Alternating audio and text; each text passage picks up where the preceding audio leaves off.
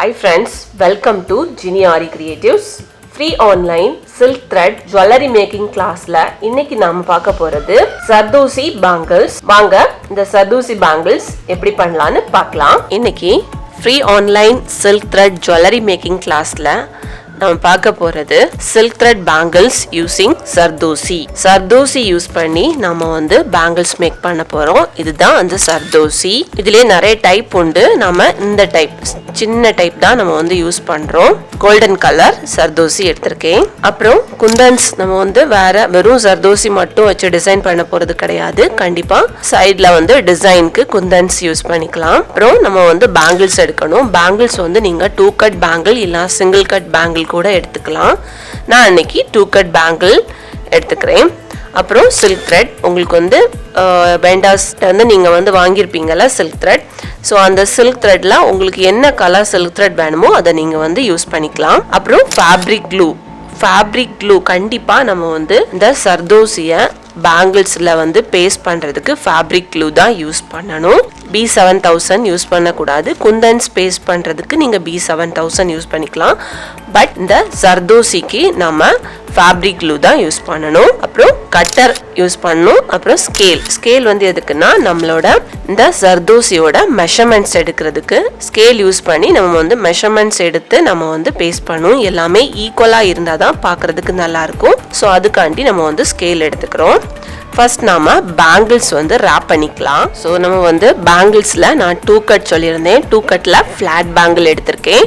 Maximum Zardozi use பண்ணணும்னா நீங்க வந்து 2 கட்டா இருந்தா ஃபிளாட் பேங்கிள் எடுத்துக்கோங்க. அதே இது 4 கட்டா இருந்துச்சுன்னா நீங்க வந்து நார்மல் பேங்கிள் கூட எடுத்துக்கலாம். அப்புறம் சில்க் த்ரெட் எடுத்திருக்கேன். Silk thread red colour silk thread எடுத்திருக்கேன். கொஞ்சம் டார்க் கலரா இருக்கும்போது தான் நமக்கு வந்து Zardozi வந்து பிரைட்டா நமக்கு வந்து விசிபிள் ஆகும். ஸோ அதனால இந்த ரெட் கலர் சில்க் த்ரெட் எடுத்திருக்கேன். ஃபர்ஸ்ட் நாம இதை ரேப் பண்ணிக்கலாம்.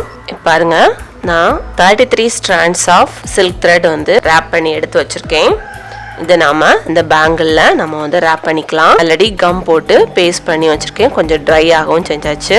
இனி இதை நாம ரேப் பண்ணலாம். சில்க் த்ரெட் பேங்கிள் அப்படிங்கும்போது கண்டிப்பா நமக்கு வந்து நல்ல குட் ஃபினிஷிங் இருக்கணும். குட் ஃபினிஷிங் இருந்தால் தான் நல்லா இருக்கும். அதுவும் நம்ம Zardozi இந்த மாதிரிப்பட்ட த்ரெட் விசிபிள் ஆகுறது மாதிரிப்பட்ட பேங்கிளா இருந்துச்சுன்னா கண்டிப்பா இந்த ரேப் பண்றது நல்ல ஃபினிஷிங் இருக்கணும்.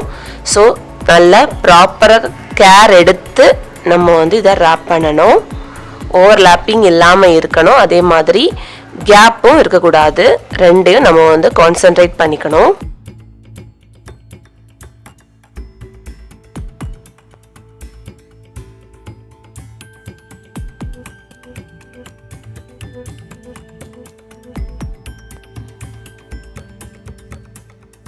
இதே மாதிரி நாம ஃபுல்லா ரேப் பண்ணிக்கலாம். இப்ப பாருங்க ஃபுல் பேங்கிள்ஸும் ரேப் பண்ணி எடுத்தாச்சு.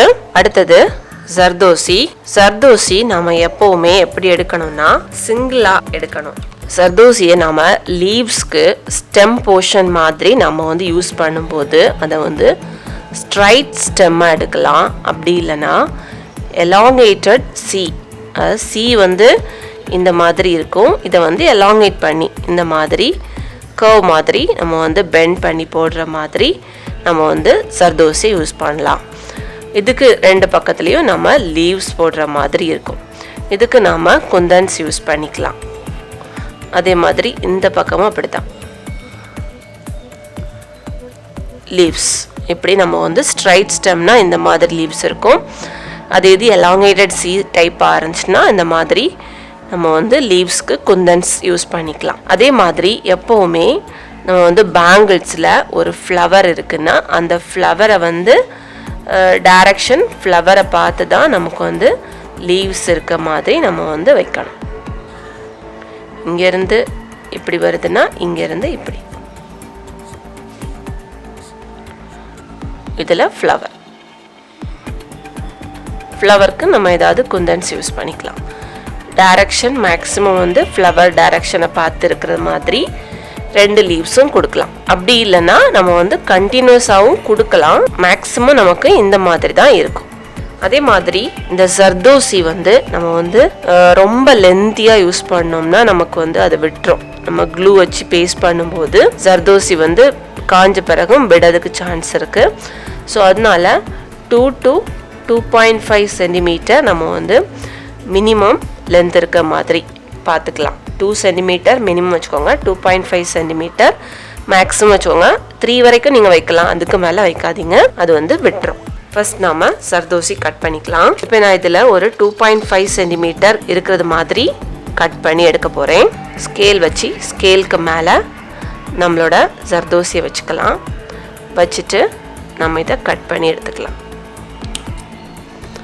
இந்த மாதிரி 4 பீஸ் எடுத்துக்கலாம்.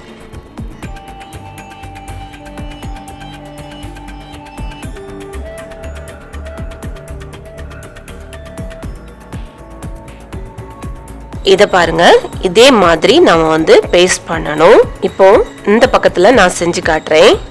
உங்களுக்கு குயிக்காக அது வந்து காயணுங்கிறதுக்காக நான் அப்படி பண்ணியிருக்கேன். கம் வந்து அளவாக யூஸ் பண்ணிக்கணும், அதிகமாக யூஸ் பண்ணக்கூடாது. அதே நேரத்தில் நீங்கள் என்ன ஷேப்பில் வந்து ஜர்தோசி பேஸ்ட் பண்ணணும்னு நினைக்கிறீங்களோ அந்த ஷேப்பில் நீங்கள் வந்து கம் வச்சுக்கணும்.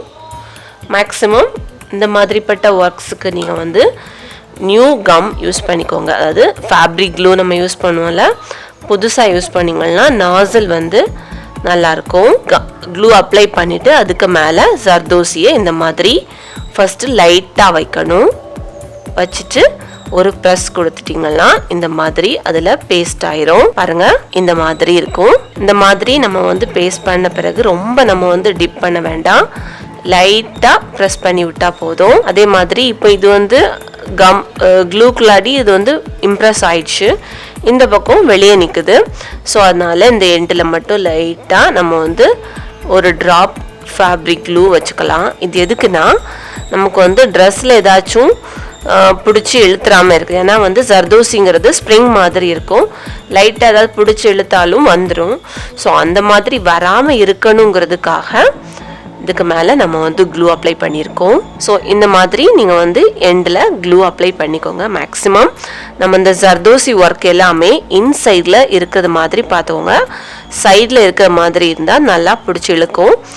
இன்சைடில் இருந்துச்சுன்னா நமக்கு அந்த ப்ராப்ளம் இருக்காது. இது கொஞ்சம் ட்ரை ஆகட்டும். இதே மாதிரி தான் நம்ம எலாங்கேட்டட் சி ஷேப்பும் பண்ணணும். சி ஷேப்பில் அப்படியே ட்ரா பண்ணிவிட்டு அதுக்கு மேலே பேஸ்ட் பண்ணிட்டா போதும்.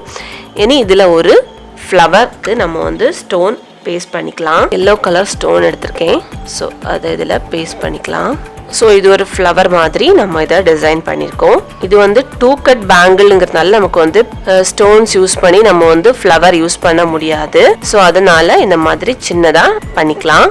இதுக்கு மேலே நம்ம வந்து B7000 யூஸ் பண்ணி நம்ம வந்து ஓவர்லாப்பாக பண்ணலாம். இந்த ஃப்ளவரை நம்ம வந்து ஓரியன்ட் பண்ணி இதுக்கு லீவ்ஸ் வைக்க போகிறோம். ஸோ லீவ்ஸ் வைக்கிறதுக்கு நம்ம B7000 யூஸ் பண்ணிக்கலாம். ஸ்பேஸ்க்கு ஏத்தாக்கில் நம்ம ஸ்டோன்ஸ் வந்து பேஸ்ட் பண்ணிக்கணும். இப்போ நான் ஒரு பக்கத்தில் 3 ஸ்டோன்ஸ் பேஸ்ட் பண்ணுறேன். ஸோ இதுக்கு நான் இந்த மாதிரி ஐ ஷேப் ஸ்டோனில் ஸ்மால் சைஸ் எடுத்திருக்கேன்.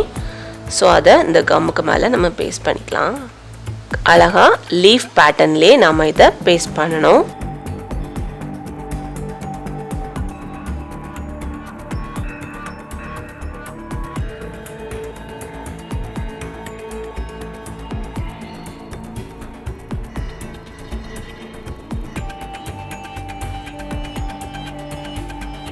இதே மாதிரி இந்த சைட்லேயும் நம்ம வந்து கம் போட்டு பேஸ்ட் பண்ணிக்கலாம். பாருங்கள், இப்போ நம்ம 2 பக்கமும் லீவ்ஸ் வந்து பேஸ்ட் பண்ணியாச்சு. இது வந்து ஸ்ட்ரைட் ஸ்டெம். இதே மாதிரி எலாங்கேட்டட் சி ஷேப்லேயும் நம்ம வந்து ஜர்தோசியை யூஸ் பண்ணி நம்ம பேங்கிள்ஸ் மேக் பண்ணலாம். பாருங்க, ஸ்ட்ரைட் லீஃப் பேட்டர்ன் இந்த பக்கமும் அதுக்கு ஆப்போசிட்லேயும் நான் வந்து மேக் பண்ணியிருக்கேன். பாருங்க, நீ அடுத்தது கர்வ்டு லீஃப், அதாவது அந்த எலாங்கேட்டட் சி டைப் இருந்தல, ஸோ அதுவும் நம்ம ஒன்று பண்ண போகிறோம். ஸோ இந்த கேப்பில் அந்த சி ஷேப்பில் நம்ம இதை ட்ரா பண்ணிக்கணும்.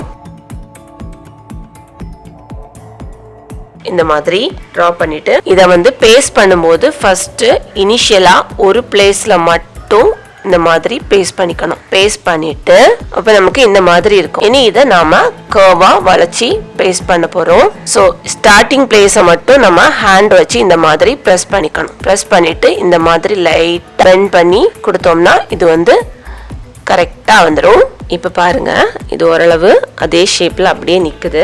இனி இதுக்கு ரெண்டு பக்கத்துலயும் நம்ம லீவ்ஸ் வைக்க போறது கிடையாது. சின்னதா கம் வச்சு ஒரு ஸ்டோன் மட்டும் வச்சுக்கலாம். இந்த பக்கம் ஒரு ஸ்டோன், ரவுண்ட் ஸ்டோன் வைக்கிறேன். இந்த பக்கமும் ஒரு ரவுண்ட் ஸ்டோன் வைக்கிறேன்.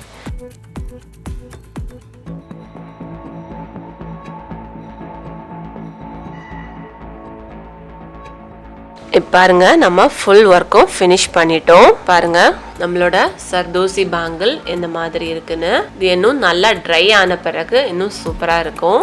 A few moments later. அவ்வளவுதான், நம்மளோட சர்தோசி பேங்கிள்ஸ் நம்ம மேக் பண்ணிட்டோம். இத மாதிரி நீங்களும் ட்ரை பண்ணி பார்த்து எங்களோட வாட்ஸ்அப் நம்பருக்கு சென்ட் பண்ணுங்க. கரெக்டா பண்றவங்களுக்கு நாங்க பார்ட்டிசிபேஷன் சர்டிபிகேட்ஸ் கொடுப்போம். பாருங்க எவ்வளவு சூப்பரா நம்ம மேக் பண்ணிருக்கோம்னு. இந்த வீடியோ உங்களுக்கு பிடிச்சிருந்ததுன்னா இந்த வீடியோவை நீங்க லைக் பண்ணுங்க, ஷேர் பண்ணுங்க. Thank you.